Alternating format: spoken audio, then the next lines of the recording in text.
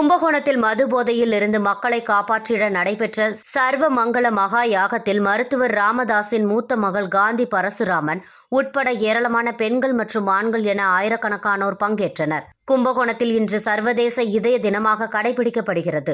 இந்த நாளில் மதுபோதை உள்ளிட்ட பல்வகை போதை வஸ்துக்களால் தமிழகம் சீரழிந்து கொண்டிருக்கும் நிலையில் அதனை மீட்டெடுக்கவும் போதையில்லா தமிழகம் உருவாக்கிடவும் பாட்டாளி மக்கள் கட்சி நிறுவன தலைவர் மருத்துவர் ராமதாஸ் அறிவுறுத்தலின் பேரில் பாட்டாளி மக்கள் கட்சி சார்பில் மாவட்ட செயலாளரும் ஆடுதுறை பேரூராட்சி தலைவருமான மா.க. ஸ்டாலின் ஏற்பாட்டின் பேரில் கும்பகோணம் ரயில் நிலையம் அருகே மிகப்பெரிய அளவில் இதுவரை மதுபோதை ஒழிப்பதற்காக யாரும் செய்திராத வகையில் விசேஷ சர்வ மங்கள மகா யாகம் இன்று காலை முதல் தொடர்ந்து நடைபெற்றது.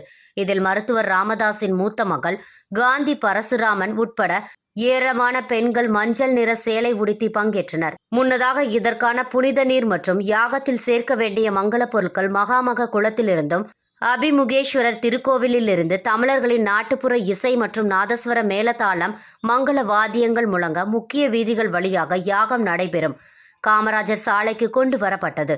தொடர்ந்து அங்கு யாகம் நடைபெற்று இறுதியில் மதுபோதை இல்லா தமிழகத்தை உருவாக்குவோம் என அனைவரும் உறுதியேற்றுக் கொண்டனர். தொடர்ந்து யாகத்தில் கலந்து கொண்ட அனைவருக்கும் பிரசாதங்கள் வழங்கப்பட்டது.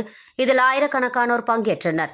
இந்நிகழ்ச்சியில் கிறிஸ்துவ சமயத்தர்களின் பிரதிநிதியாக அருட்தந்தை லூர்துசாமி, மண்டல பொறுப்பாளர் ஐயப்பன், மயிலாடுதுறை மாவட்ட செயலாளர் லண்டன் அன்பழகன், பாமக மாவட்ட தலைவர் வழக்கறிஞர் சங்கர், சுத்தமல்லி பழனிசாமி, முன்னாள் மாவட்ட செயலாளர்கள் ரவிச்சந்திரன், எஸ்.பி. குமார், மகளிர் அணி மாநில செயலாளர் பானுமதி, சத்தியமூர்த்தி, வன்னியர் சங்க மாவட்ட செயலாளர்கள் மதி விமல், ராம்குமார், பாக்கம் சக்திவேல், மாவட்ட அமைப்பு செயலாளர் எஸ்.கே. ரமேஷ், குடந்தை மாநகர பொறுப்பாளர்கள் கோபி, யோகராஜ், ஸ்ரீனிவாசன், கலையரசன் உள்ளிட்ட மாவட்ட ஒன்றிய பொறுப்பாளர்கள் ஏராளமானோர் கலந்து கொண்டனர். மேலும் யாகத்தில் வணிகர் சங்கத்தினர், சர்வ மதத்தினரும் கலந்து கொண்டனர்.